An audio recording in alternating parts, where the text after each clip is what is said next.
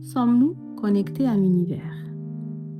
Nous levons parfois les yeux vers le ciel en nous demandant quel lien nous unit réellement à cette immensité. Comment l'univers nous impacte-t-il? Et surtout, comment pouvons-nous, à notre échelle minuscule, l'impacter à notre tour? Existe-t-il entre nous et le cosmos une forme d'interdépendance, d'interconnexion, peut-être même de communication?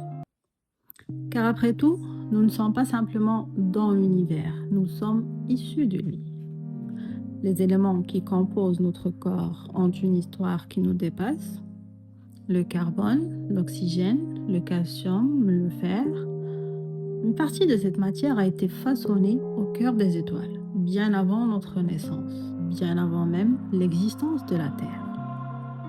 Cette idée est vertigineuse. Nous sommes de la matière cosmique devenue consciente d'elle-même.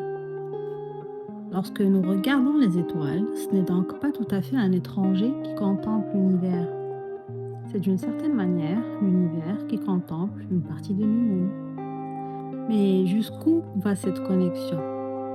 Nous savons que le cosmos agit constamment sur nous. Le Soleil rend notre existence possible. Sa lumière influence nos rythmes biologiques. La Lune agit sur les marées. La gravité structure notre monde. Notre vie entière dépend d'un équilibre cosmique extrêmement complexe.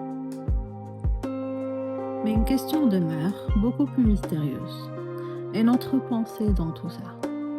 Peut-elle réellement transformer notre existence? Peut-elle nous guider vers certaines rencontres, certaines opportunités, certains chemins? Sommes-nous capables d'attirer ce que nous désirons simplement parce que nous y pensons suffisamment fort? C'est ici qu'il faut distinguer la beauté d'une idée de ce que la science peut réellement démontrer. Nous n'avons aucune preuve que l'univers écoute nos pensées et organise les événements pour répondre à nos désirs. Pourtant, cela ne signifie absolument pas que notre pensée soit impuissante. Bien au contraire.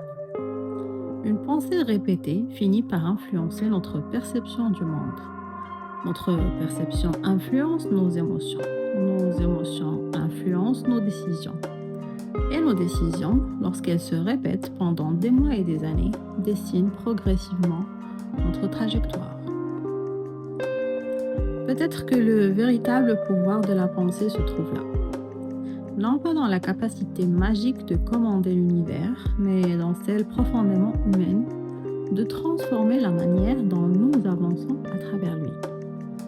Penser qu'une porte peut s'ouvrir ne suffit pas à l'ouvrir. Mais cette pensée peut nous pousser à frapper à 10 portes supplémentaires.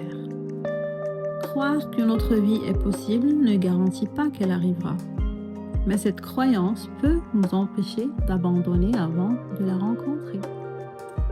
Et parfois, lorsque nous regardons notre parcours, après plusieurs années, nous nous appelons destin, ce qui fut peut-être une étrange rencontre entre le hasard, les circonstances, nos choix et toutes ces petites décisions que nous avions oubliées.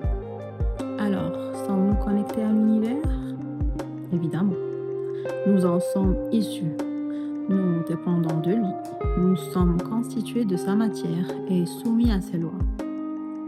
Mais peut-être que notre plus belle connexion avec le cosmos ne réside pas dans notre capacité à lui demander quelque chose. Peut-être réside-t-elle simplement dans cette faculté extraordinaire qu'il nous a donnée, être conscient d'exister, contempler l'immensité dont nous sommes issus et choisir, malgré tout ce que nous ne contrôlons pas, la direction dans laquelle nous voulons avancer. Et finalement, peut-être que la véritable question n'est pas est-ce que l'univers entend mes pensées, mais plutôt puisque je suis moi-même une infime partie de cet univers, que vais-je faire de cette vie qu'il m'a permis d'expérimenter?